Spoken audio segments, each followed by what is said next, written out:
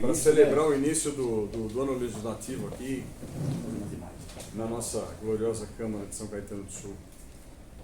Mas estou aí à disposição, quem tiver dúvidas, perguntas, reclamações. Quais são os planos aí para esse ano, Chico? Olha, a gente tem... Ontem mesmo eu fiz uma reunião com o prefeito Auríquio, para a gente até especular aí o que a gente vai ter de grandes projetos esse ano. A princípio não tem muita coisa que esteja pronto agora. Um projeto que deve estar vindo para cá logo é sobre o abono dos professores, do pessoal da educação, que a gente quer votar isso aí rapidamente. Apesar de ser um projeto que torna retroativo o pagamento a janeiro, quanto mais rápido a gente fizer o andamento disso, é melhor para deixar todo mundo tranquilo, que a gente não pôde fazer o ano passado por conta da 173, que ela não permitia. A nossa lei de abono ela é aprovada todo ano, então não podia criar despesas novas no ano passado. Então agora a gente está criando para esse ano aqui, sem problema, sem limitação, sem nenhum constrangimento com relação à lei 173. Um outro projeto que a gente também vai analisar, que voltou agora para ser visto pela equipe técnica, é sobre o BRT, que ele também vai ocupar algum pequeno espaço, mas que vai ocupar algumas faixas de rolamento da Guido Aliberti, principalmente entre a Avenida Lions e a Estrada das Lágrimas, e depois um pedaço também na frente do shopping. Eles estão pedindo cessão de uso dessas áreas. Mas aí vai passar também mais uma vez pelo crivo da área técnica. Como mudou a equipe da Secretaria de Obras, então ele vai ser analisado novamente e depois ele volta para a Câmara. Então, a princípio, são os dois projetos de maior monta. Então, legislativamente falando, é isso. Administrativamente falando, a gente vai continuar nesse ano aqui dando sequência a uma série de reformas que o presidente Pio já iniciou também há algum tempo. Lei orgânica, regimento interno da Câmara, a questão dos funcionários aqui do Legislativo, tanto os de concurso, os de carreira, quanto os comissionados, algumas mudanças que a gente quer fazer aí. Então, tem bastante coisa administrativamente para a gente fazer também. Como é que está essa nova fase profissional do Tite, que teve um protagonismo na gestão enquanto vereador, passou por um processo de eleição e aí, no mesmo dia que foi presidente da Câmara, foi prefeito, passou um ano como prefeito, teve uma resposta positiva da sociedade e aí retorna à Câmara sendo presidente da Câmara. Como está sendo também essa nova adaptação? Olha, para mim é um desafio muito legal, porque apesar de ser vereador pelo terceiro mandato, eu nunca tinha comandado a Câmara, né? Então para mim vai ser uma experiência nova, uma experiência que eu vou fazer com a maior vontade para ter um bom desempenho. Diferentemente de quando eu fui prefeito, você tinha que conversar com a cidade toda. A gente vai continuar com esse diálogo, a gente vai continuar conversando com a cidade, mas a gente tem agora um público interno que a gente tem que satisfazer também, que na verdade são os vereadores, né? A gente lidera agora um grupo de 19 vereadores, com pensamentos, ideias, ideologias, posições diferentes, e a gente tem que trabalhar para o bem-estar de todos eles aqui dentro da Câmara, no processo legislativo, no processo democrático. Então vai ser uma experiência bem legal da minha parte aí, uma coisa que eu nunca fiz, mas vai ser, para mim vai ser muito bom. O que você traz dessa experiência de prefeitura, o que você traz dessa experiência para essa nova etapa da sua vida como presidente? O que você traz de lá para cá? Eu sempre achei que eu conhecia muito São Caetano, né, Denis? A gente está aqui há muito tempo já, né? Eu era amigo do seu pai, que seu amigo, seu pai, vocês viviam em casa, a gente vivia na casa de vocês. E a gente sempre achou que a gente conhecia muito, e sempre eles trabalharam na política. A gente sempre achou que sabia muito de São Caetano. Esse ano que eu fiquei lá, me ensinou que eu não sabia nada, que eu aprendi muito nesse último ano. Não só sobre São Caetano, mas sobre a administração pública, sobre os problemas que a gente tem que viver agora nesses tempos que a gente está passando agora com pandemia, uma série de coisas que a gente aprendeu e que a gente agora vê com novos olhos, a gente vê com outros olhos. A gente tem aquele olhar muito simples, né? Todo lugar que eu vou, eu escuto sugestões, né? Todo mundo tem uma solução simples e errada para problemas complexos. Eu também tinha soluções simples e erradas para problemas complexos. Então a gente hoje aprende a primeiro não achar que nenhuma solução é simples, realmente não são. E segundo, a ponderar para que a gente consiga solucionar dentro daquela complexidade, dentro daquela dificuldade, a gente consiga buscar a solução correta. Foi uma experiência maravilhosa, a experiência de uma vida, foi muito bom realmente. Acho que agora eu posso servir aqui na Câmara melhor a população com essa bagagem que eu carrego de lá. Tite, ainda nessa linha executivo, legislativo,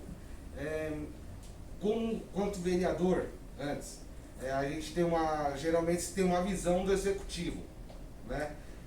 Ainda nessa linha do que deu para tirar, agora como presidente da Câmara, vai ter uma outra visão? Sim, vai. Como eu disse, um processo de amadurecimento, né? Um ano que me mostrou muita coisa, que eu pude estudar muito sobre a cidade, porque eu tinha ali um acesso muito grande a documentos, a mapas, uma série de coisas sobre a cidade, e eu pude estudar bastante toda a parte do subterrâneo, toda a parte de obras, toda a parte de licitações, de coisas que a gente precisa fazer, de planejamento, né? Tudo aquilo que você planeja para São Caetano para os próximos 30, 40, 50 anos. Então, óbvio que quando você passa por essa experiência, você vem com uma bagagem diferente. Mesmo porque é muito raro um prefeito virar vereador, né? O que você tem é sempre vereador que vira prefeito, e vira deputado, e vira governador, e você sempre busca subir na carreira. Agora, você tem uma experiência de prefeito e voltar para a Câmara é uma situação diferente. Então, a gente vai poder desempenhar um trabalho muito melhor agora na Câmara Municipal, de acordo com essa experiência que a gente teve lá. Tite, você foi líder de governo. Você sabe que a gente admirava a forma que você levava as reuniões na Câmara. E agora como presidente? Mesma coisa. Se bem que como presidente eu tenho que ter isenção, né? Eu não posso defender o governo da mesma forma que eu defendia quando eu era líder. Mas é a mesma forma, eu vou tentar ser justo o máximo possível, tentar dar o espaço democrático que todo mundo precisa para poder desempenhar a função. Eu tenho minhas crenças, tenho meus princípios, tenho aquelas coisas que eu acredito, mas eu não sou dono da verdade. Então, no papel de presidente da Câmara, você tem que dar voz para todas as correntes que existem dentro da Câmara e também dentro da sociedade. E é esse trabalho que a gente vai fazer dessa forma. O prefeito comentou com você com relação à liderança de governo, já existe uma definição? Não. Mesmo porque aí também vem uma falha do nosso regimento, né? A liderança de governo no regimento não existe. O que nós temos no nosso regimento interno é a liderança de bancada. Então, teoricamente, a gente não tem a obrigatoriedade de ter uma definição agora. Mas qualquer um dos vereadores que fazem parte da nossa base, eles têm condições de fazer esse papel. Gilberto fez muito bem no ano passado, vai continuar fazendo agora nesse começo de ano. Só que agora a gente vai ter alguns arranjos, né? Nós temos um processo eleitoral que está iniciando, nós precisamos fazer algumas conversas, alguma interlocução fora também do âmbito municipal, então talvez alguns membros aqui da Câmara sejam chamados a fazer parte de um projeto maior. Então vamos aguardar, não tem nenhuma urgência com relação a isso, continua o Gilberto nesse processo aí. Mas qualquer um que vier também, qualquer um deles que fazem parte da nossa base, podem fazer o mesmo trabalho, sem problema nenhum. Que aliás é o que a gente tem que fazer, eu tentava fazer isso, fiz muito isso no mandato anterior, que foi de pegar nessa meninada nova e já incutir neles a responsabilidade também de liderar, para estarem preparados para liderar o governo no momento que fosse necessário. Então o pessoal está bem preparado para isso. Tite, você enquanto prefeito teve uma marca na sua gestão que foi a geração de empregos. Voltando para a Câmara agora, você pretende levar essa questão para frente? Então,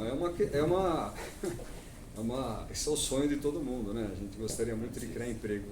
Emprego é o melhor programa social que existe, né? Quando você dá emprego, você elimina uma série de carências e necessidades da população. Mas, óbvio que a gente vai continuar tendo essa preocupação. E agora o emprego ele não se cria assim por vontade, por voluntarismo ou do dia para a noite, né?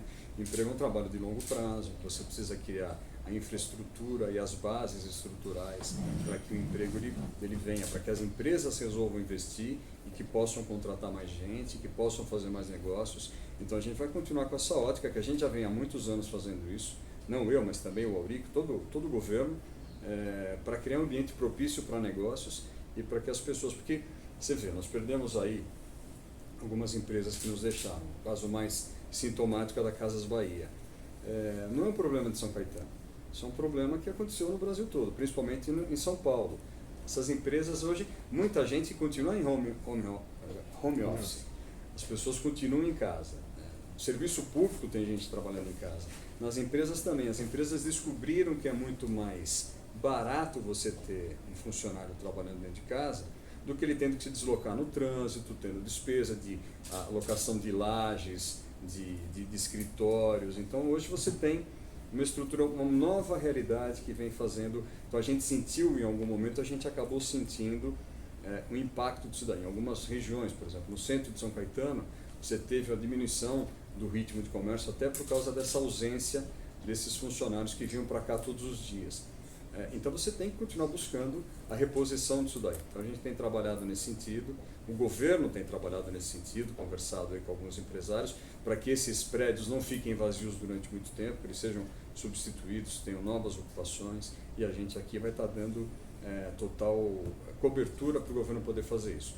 Uma das ações mais importantes que a gente teve aqui há 3 anos atrás, aqui na Câmara, foi aprovar um acordo que foi feito com a General Motors para manutenção e ampliação do quadro de funcionários dele, quando a gente inclusive deu uma diminuição dos impostos que eles pagam aqui, em troca do investimento que eles fariam em 10 anos. E a gente tem acompanhado e monitorado o cumprimento dessas diretrizes, porque quando você quer dar emprego, claro, mas você também, quando você abre mão de receber um imposto, você está deixando de investir na cidade que é de todo mundo. Então a gente fez essa troca e a gente está acompanhando, verificando que a GM tem feito a parte dela na manutenção desses empregos e no aumento desses investimentos. Pode. Eu queria que você contasse um pouco como você define o legado Campanella na cidade de São Caetano, na experiência do seu pai, no governo, na sua experiência de 1 ano também na prefeitura. E uma outra pergunta sobre as federações. Na sua avaliação, cidadania, seria melhor ter qual partido assim, próximo para enfrentar bem essas eleições? Olha, a federação parece que está encaminhada com o PSDB. E acho que é um partido... todo partido no Brasil ele tem um lado bom e tem um lado ruim, né? Você tem uma estrutura partidária nacional que já deveria ter passado por uma revisão há muito tempo atrás. A gente até teve a cláusula de barreira, se eu não me engano, foi aplicada nas eleições de 2002 ou 2006, nas eleições legislativas de 2002 ou 2006. Me foge agora. Então havia a cláusula de barreira, os partidos que cumpriram, então eles poderiam passar daí para frente a continuar existindo, mas ela foi revogada logo depois. Então essa cláusula de barreira não existiu.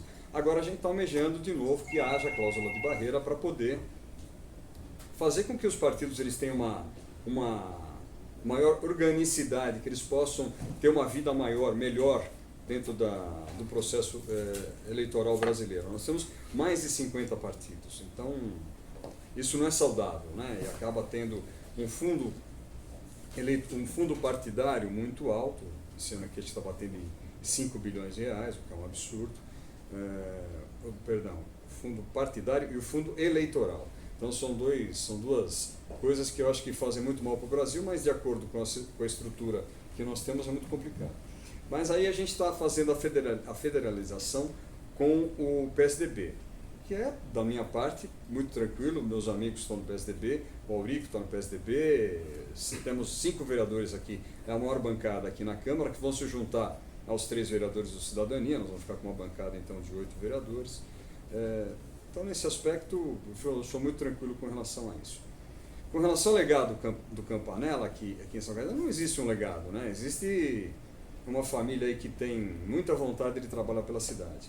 Foi assim no começo da cidade, quando a cidade virou realmente cidade, quando a gente surgiu como um município autônomo, tem sido agora, e eu espero que a gente consiga manifestar nos próximos que vierem uma vontade também de trabalhar pela comunidade, de trabalhar pela cidade, e consigo aí, se Deus quiser, manter o nosso nome vivo na história de São Caetano, na história que ainda está para ser escrita. Presidente, mas só para pegar o gancho, nessa questão da federação, em se confirmando cidadania com o PSDB, como é que o senhor vê esse apoio a Rodrigo Garcia em São Paulo e ao Dória à presidência da República? Eu vejo de forma muito natural, né? Uma decisão partidária, e eu vejo de forma natural, porque você também conhece como é que é o processo, né? Existe um termo que usam aí, cristianização. Teve um candidato uma vez na história do Brasil, Cristiano, que acabou sendo largado no meio do processo eleitoral.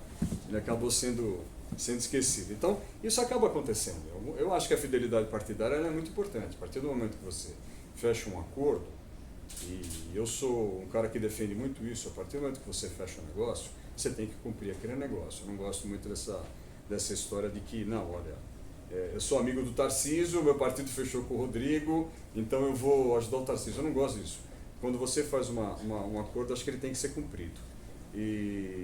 Então, acho que a maioria vai seguir realmente os candidatos que estão sendo apontados pelo partido. Agora, depende muito também, né? Muita gente vai sucumbir nesse processo eleitoral, né? Eu não acho que a gente vai conseguir ter muitos candidatos na eleição presidencial. Está virando uma coisa mais de Palmeiras e Corinthians, está virando uma coisa que não tem muito espaço para nuances, né? Ou é o Red Pill ou é o Blue Pill, né? Não tem muito, acho que não vai ter muita margem para isso daí não. É um sentimento que estou tendo. Sucumbir, mas não de não levar até o final, mas de ficar à margem da discussão principal, é isso? Exato. Retorno das atividades, como vai funcionar a casa com a questão do público em relação à pandemia? Nós estamos ainda, a gente está tendo esse surto de Ômicron, então a gente ainda está mantendo algumas restrições para esse mês agora de fevereiro. Mas de acordo com o que a gente está esperando aí, logo isso daí também vai cair e essas restrições vão ser reduzidas também.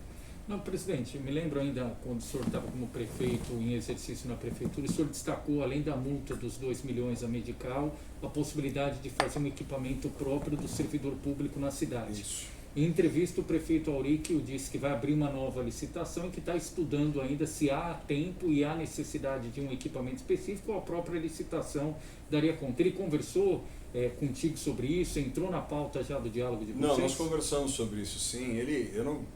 Se tem uma coisa que eu não vou discutir com o Auríquio, é a experiência que ele tem na parte médica. E ele conhece, e também ele que foi o cara que criou a questão do plano de saúde dos servidores. E é importante que a gente busque lá atrás o motivo disso. A gente tem um Instituto de Previdência e Assistência à Saúde de São Caetano do Sul, que atendia os funcionários aqui da cidade.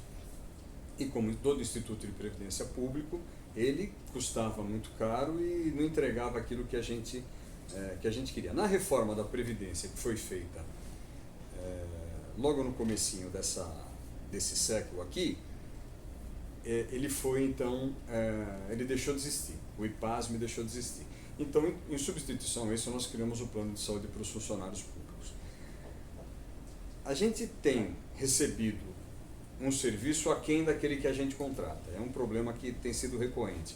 Aconteceu com a Biovida, aconteceu com a Medical Health, e aí você fica num dilema. Vou continuar gastando esse dinheiro ou vou criar... Porque eu acabo atendendo esse funcionário público que não é atendido pelo plano de saúde, ele acaba caindo na rede da mesma forma, como se não houvesse o plano de saúde. Então, estou gastando 2 vezes para ter a mesma coisa. Às vezes, no mesmo prestador de serviço. Ele vai numa clínica para fazer um exame, ele não consegue, porque o plano não repassou o pagamento dessa clínica, ele volta no meu sistema de saúde público e eu, sistema de saúde público, tenho um convênio com essa mesma clínica para ele fazer esse exame lá. Então acaba tornando uma coisa confusa. Então a ideia é exatamente essa, que a gente não tenha despesa em duplicidade. Mesmo que a gente não faça isso como política pública, mas o atendimento ele vai continuar sendo dado dentro das agências de saúde do município.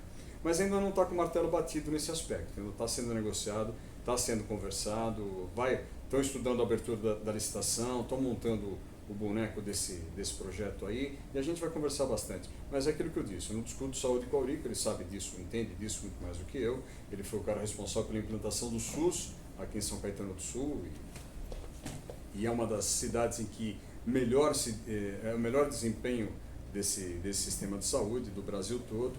Então, a decisão que ele tomar vai ser muito bem tomada. O Tite, você falou de legado.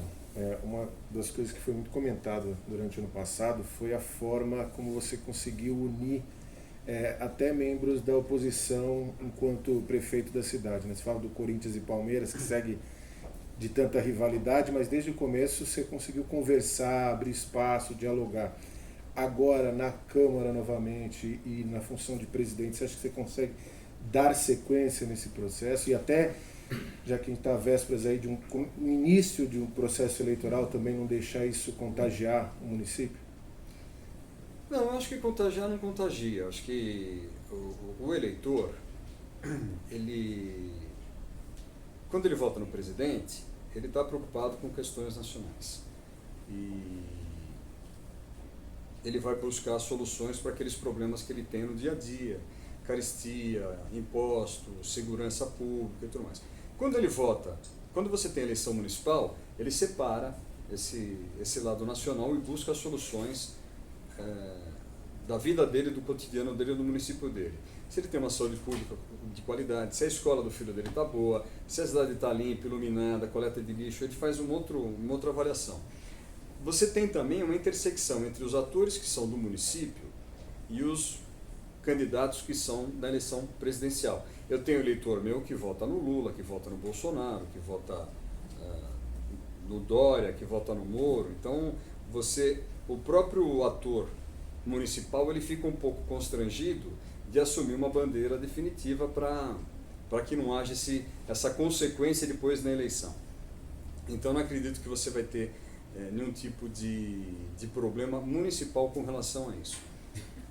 Segundo ponto, eu fui muito bem acolhido. Além da população me acolheu e entendeu o momento que a gente estava vivendo em São Caetano, no começo do ano passado, a classe política também me acolheu muito bem. Os vereadores me acolheram muito bem, porque eu vim daqui da Câmara, vim do Legislativo e fui lá para a Prefeitura para cumprir uma obrigação minha, constitucional, que é de substituir o prefeito enquanto ele estava com essa questão a ser resolvida. Então eles foram muito compreensivos, eles entenderam bastante qual era aquele papel e me deram um voto de confiança. E foi muito fácil fazer essa interlocução com eles. Volto agora para a Câmara, tranquilamente nós vamos fazer um outro trabalho agora. Eu sou presidente dos vereadores e a gente vai fazer um trabalho em prol dos vereadores, para que o trabalho deles seja bom, seja profícuo, eles tenham condições de atender a população da melhor maneira possível. Então vai ser muito bom isso, eu não vejo problema no relacionamento com eles. Claro que a gente sempre vai ter uma diferença de posicionamento sobre um assunto, sobre o outro, o debate político é importante, mas até a minha função como presidente é de organizar tudo isso. Em muitas questões, inclusive, eu não posso nem votar, né? Eu só voto quando tem um empate mesmo, só voto como voto de Minerva. Então a maioria dos debates, das discussões vão ser travadas entre eles. Eu só vou estar no papel de magistrado, vamos dizer assim, da condução do dia a dia da Câmara. Presidente, aproveitando também na entrevista, o prefeito Auric falou da bomba financeira em relação à cobrança do IPTU da CPTM e que está estourando agora 120 milhões de reais. Ele externou, precisa mandar algum projeto para a Câmara, ele falou muito de contar com a compreensão da classe política. Qual que é o tamanho dessa compreensão e até que ponto ele abriu detalhes de como está essa situação para vocês? Não, detalhes a gente tem todos, né, Leandro? Porque a gente estava sem dormir também o ano passado todo por causa disso. Isso é um problema que acabou estourando no meu colo, né, bem no ano passado, e a gente já estava preocupado com isso. Então, detalhes a gente sabe todos. Foi realmente uma ação absurda, não dá para entender o que foi feito com esse dinheiro, com esse montante de recursos, 120 milhões de reais, que foi sacado dessa conta, e você não viu uma obra que possa ser, falar, bom, pelo menos a gente tem um novo viaduto, um novo túnel, nós fizemos um piscinão, nós ampliamos o número das escolas, não, absolutamente nada. Não houve, nesse governo aí de 2013 a 2016, uma obra que você fale, puxa, valeu a pena esse dinheiro ser gasto, valeu a pena esse investimento. Inclusive, eles vão ter que responder isso na justiça, porque esse dinheiro não podia ser usado para custeio, ele foi usado para custeio. A gente se propôs isso desde o primeiro momento. Eu estive na CPTM, alguns de vocês inclusive cobriram, eu estive lá com o Thiago, estive no Palácio do Governo, estive conversando com o governador, com o vice-governador.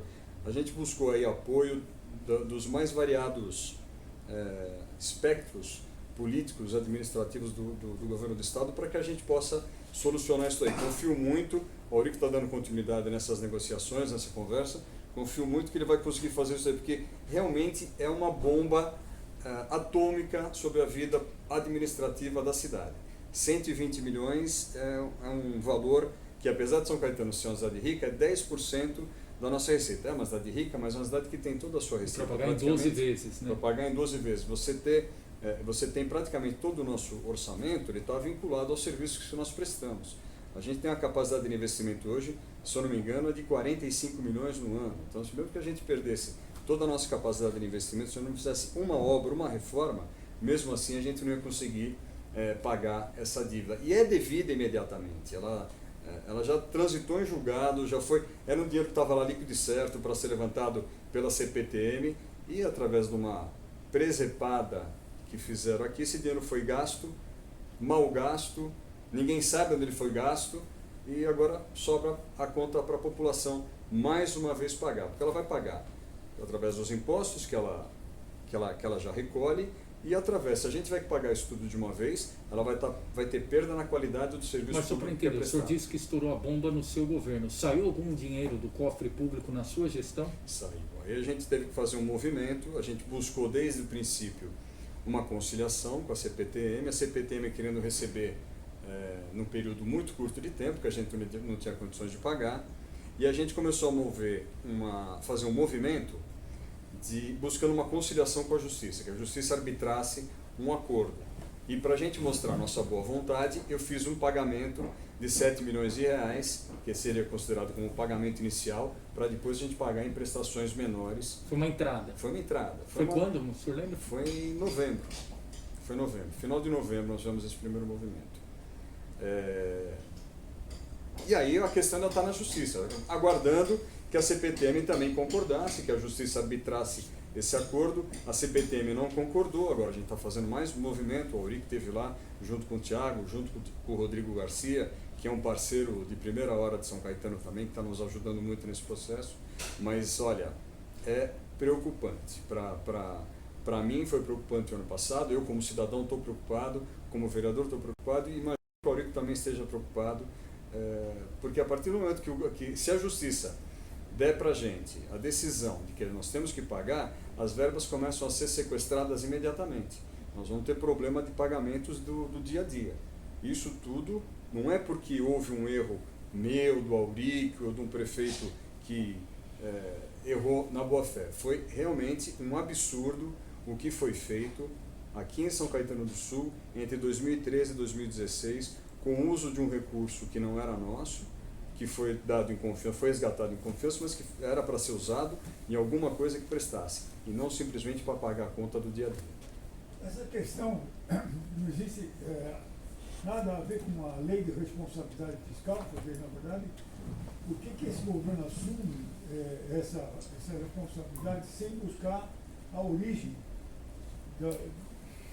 ela não entra na questão nem da pedalada e nem da lei de responsabilidade fiscal, porque é uma lei que existia.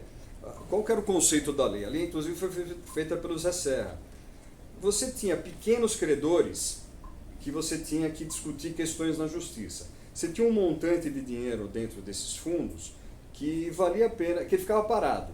Então valia a pena você usar, e quando essas ações fossem vencidas ou perdidas, você repunha o dinheiro do fundo para indenizá-los. O conceito era que eram vários credores, né? Você não perderia todas as ações, algumas você ganharia, e aqueles que você perdesse, você teria tempo hábil e recurso e capacidade financeira de repor o fundo.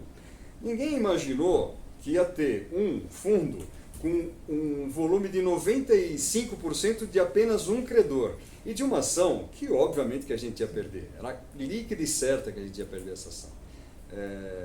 E mesmo assim, eles tiveram a ousadia, a coragem de arrancar o dinheiro do fundo e gastar em bobagem, em gastar em despesas do dia a dia. E agora está aí, para São Caetano pagar 120 milhões, se não for mais, viu, Leandro? E, presidente, só para atualizar, tem bastante gente da educação perguntando a atualização do cronograma do abono. Quando que vai entrar na pauta e qual é a expectativa aqui de ser deliberado na Câmara?